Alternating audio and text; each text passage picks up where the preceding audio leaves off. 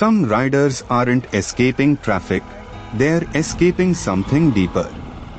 The road ahead of me stretches out, and I know I'm not the only one who needs this feeling.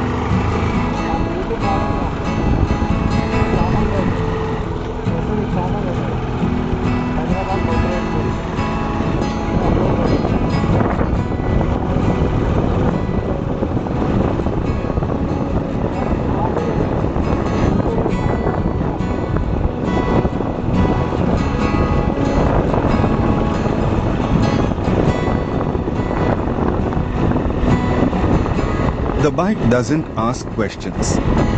It just offers forward motion, and for some people, that's exactly the medicine they need.